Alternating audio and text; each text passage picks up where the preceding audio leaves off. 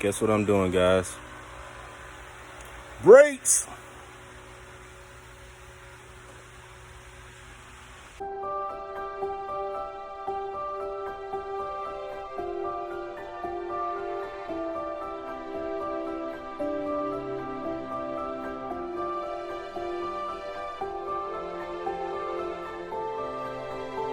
They coming with their dad to get some dirt. Say get some dirt. Get some dirt. Nigga here say get some dirt. Get some dirt. Some dirt.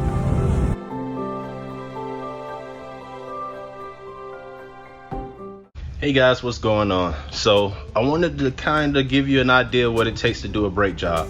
Now I know this weekend, I think Broke Former 76 was saying how he don't like doing brakes, or he wouldn't like to put his life in his own hands on making a mistake on doing brakes, which I totally understand. I get it. It can be intimidating, especially if you don't know what you're doing, or you know what these are made to do, and if it don't do it, you know it could be a bad day.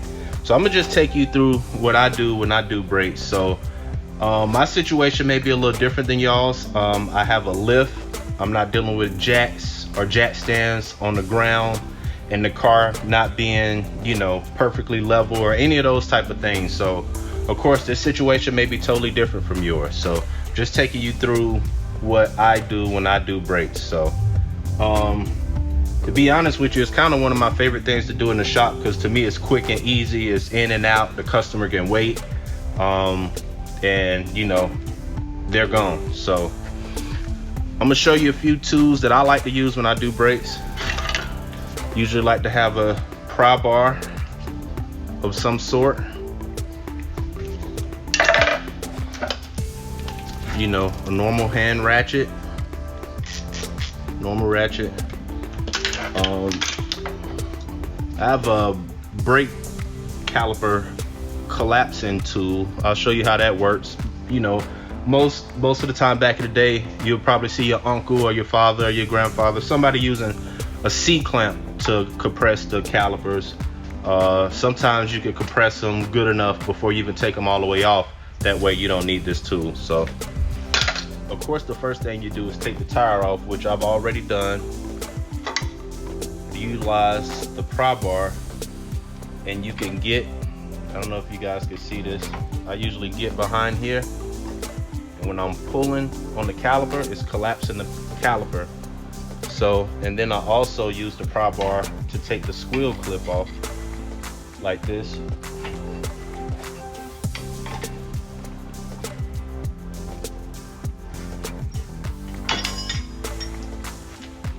So that gets the squeal clip off.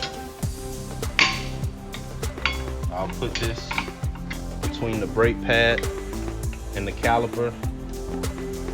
Give it a good lean, that way the caliper is halfway compressed already. I also will do is turn this around so you guys can see there's two Allens on the back to take this caliper off. That's what you use this for. This one, the caps to keep the dust out the slide pin area. So switch the camera around so you guys can get a little bit better angle. This is a older BMW X5. So this is how this and many other BMW brakes are set up, especially the older ones. So these are the Allens that I was telling you about. This one right here and this one at the bottom right here. So you take those two off first. And you see I already got this socket for the caliper bracket that's sitting right here.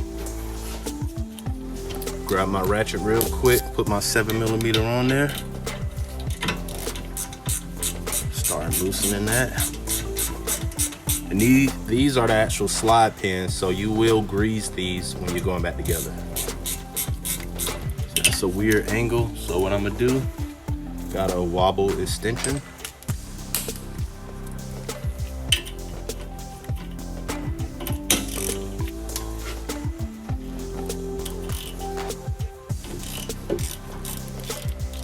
So with the wobble extension, just so you can see, that's why they call it a wobble extension. You can do it at a slight angle and pretty much get around like this brake hose with no problem.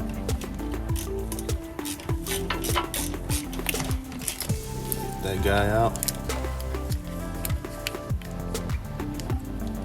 And it will need to be clean and re-grease. So that's how that looks. The bottom one's right here.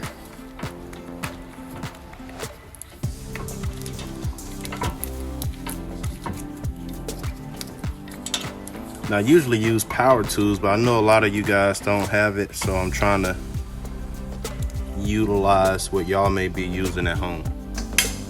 So now with that, this caliper can come off. And usually I don't let the caliper hang on this hose, but the design on this particular BMW is not a problem. And this caliper is not that heavy on this BMW. So we take brake pads off, discard those. So now we'll take this caliper bracket off, which really usually is on pretty tight. So you gotta get some good leverage.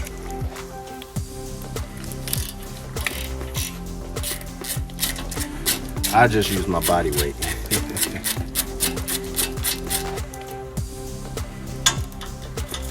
Same thing on the bottom. Take this top one off. So this is the caliper bracket. This is what bolts to the spindle, and this is what the caliper actually bolts to.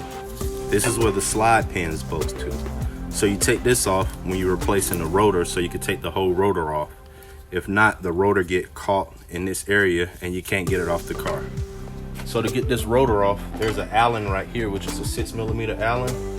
Now sometimes you have to give this a love tap because it get corroded around here and the rotor want to stay on, or sometimes it'll just fall off. So we'll see.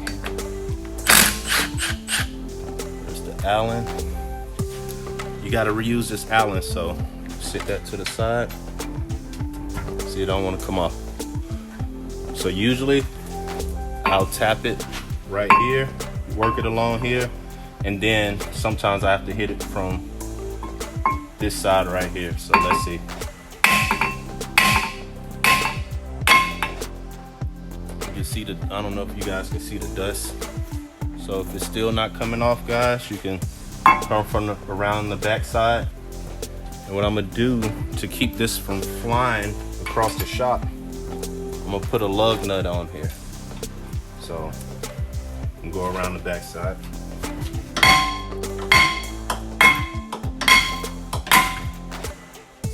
So you see this kept it from flying across the shop. So now we can take this off. So you wanna clean this off. You can use a small wire brush, some sort. You can use Scotch-Brite, just cleaning that surface off a little bit, so that therefore the new rotor will seat properly. All right, so I'm gonna grab the new rotor. Here's the new rotor. Line this hole up with the Allen that I said we're gonna have to reuse.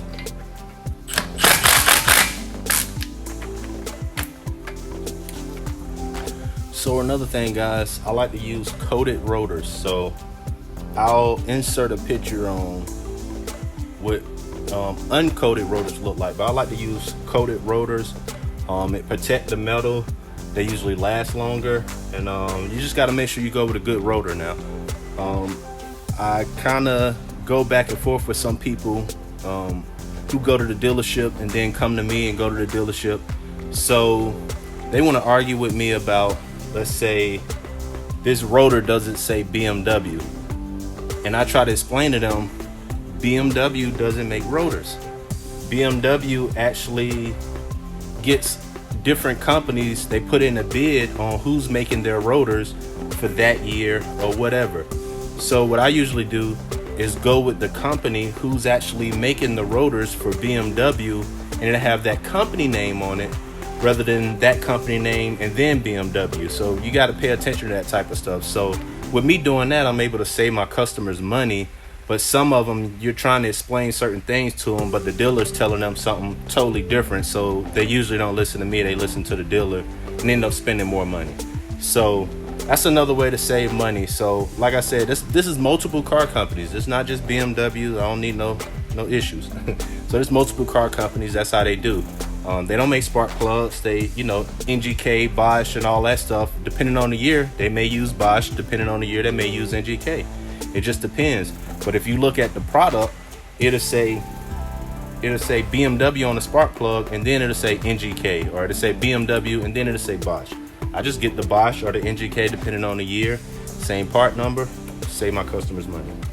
So now everything is reversed. So now the rotor's on. You turn this back. We'll turn this back this way and put the caliper bracket on, but we're gonna clean it first. I'll show you that in a minute. So this is the caliper bracket. Like I said, the brake pads sit on either side of these, and this get built up with dust, and you just clean that. You don't have to be perfect. Some people don't even clean them, but hopefully you can see it. I was holding it down. So you clean this, and also I like to apply just a little bit of grease right here for the pads to slide easily. It's on this surface right here, which they will be touching, and we'll bolt this back up. So everything's in reverse from what we did. The same way you saw me get this off, we're gonna put it back on. It just stopped. It just started pouring down raining, so it's extremely loud right now. So I'm trying to wait for the rain. But I hate to have half my face covered, but that's not important right now. What's important on putting this back together. So I may just speed this portion up since it's raining and it's loud, because y'all saw me take this off, so I'll just go ahead and put it back together.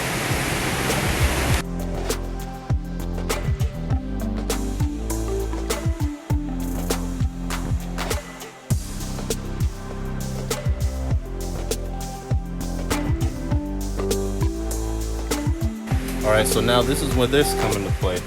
So remember when we used the pry bar and we pried in between the pad, so that collapsed the caliper a little, almost all the way. So we just used this, already put the pad in, so we just use this to make sure it's all the way compressed, which I got 2 squeezes on that. So now it's all the way compressed. Now you just turn it this way, slide her on, and then we reinstall our pins. So we got our pins greased up and got them back in the hole. So you always want to start, try to get it lined up. Sometimes you got to be aggressive, but you always want to start all this stuff by hand. You do not want to strip this out because it will cost you some money. And that's another thing. If you were to strip this out, don't try to rethread it. Don't try to do any of that. You need to buy a whole new caliper bracket because you want this stuff to really be secure, and you don't want to piece this back together with rethreading or time certs or anything. So like I said, opposite of everything we already done, and we're gonna use our wobble extension. Wobble, wobble, wobble, wobble, wobble. Use our wobble extension for the top one. Like I said, we already started it by hand. Put our caps back, we keep the grease in, keep it lubricated, so the caliper slide back and forth. It's supposed to slide back and forth when you hit the brakes. One other thing that we did not talk about, on the BMW they have brake pad sensors. So let me show you where they go. So the reason we're doing brakes on this, let me say, you see there's still a lot of brake material on this pad, but you can see the uneven wear right here. So the rotors were warped. So when you're driving your car, mostly at highway speeds, and you hit the brakes and you feel a vibration in the steering wheel starts shaking when you hit the brakes, usually above 55 miles an hour or 55, or if it's real bad, 45. It'll just start shaking every time you hit the brakes. The rotors are warped. So that's what was going on this vehicle. So we're changing the pads and rotors. I never change just the rotors and leave the same pads, even though these are pretty healthy pads, but it's still scarring. It's still warped. So I don't suggest you do this with without gloves, but me rubbing my hand on this pad, it's wavy. So you don't want to use this. You don't want to use this pad on the new sets of rotors. So this sensor actually sit on the inside pad. See the best way to show y'all right in here. So as you see, when the pad get real low, the rotor actually rubs against this sensor, and then the brake light on the inside of the car comes on saying you need brakes. So that's what this sensor is for. And when it go all the way down, you do have to reset this light. So we're gonna be reusing this sensor. It's fine. They're about 20 to 30 bucks, depending on the vehicle, a piece. There's one in the front and one in the back. Usually one on the driver's side and one on the passenger side. Some cars have them on all four. It just depends. So we got the back secure. We got the Allen tight. So you see it still have some play, which is good. And then we're gonna put the squeal clip on. So with the squeal clip, I usually like to hook one side in first in that hole and walk it around and get it resting right here, and then try to pry it the rest of the way, the pry bar, like that. So just tap it just a little. Now it's in there, snapped in there. So now you see the caliper's not making that rattling noise anymore. It's because the squeal clip on. So, and that's pretty much it, guys, other than putting the wheel back on. Make sure when you first get in the car, pump the brakes, because as soon as you get in the car after doing a brake job, the brakes are gonna go all the way to the floor. So let's say if you just mash the brakes to start the car and put it in drive or put it in reverse, you're not gonna have brakes. You gotta pump the brakes like 3 or 4 times before the car even stops. So if you put it in drive, it's gonna take off. If you put it in reverse, it's gonna take off until you're able to pump the brakes. So if you're in a parking spot or if it's a car close by you, you're gonna hit something. So before you start the car, you get in the car, you pump the brakes until the brake pedal get hard. You'll feel the brake pedal slowly coming back up to its normal position. And then you start the car and you gotta brake them in. So you wanna drive down the street and apply the brakes normally. You wanna give yourself a little more distance in between cars for, you know, the first, we'll say first 10 miles or so. It'll wear this coating off, and then the brakes will really start grabbing and you'll be good to go. So that was it. I just want to show you guys that real quick.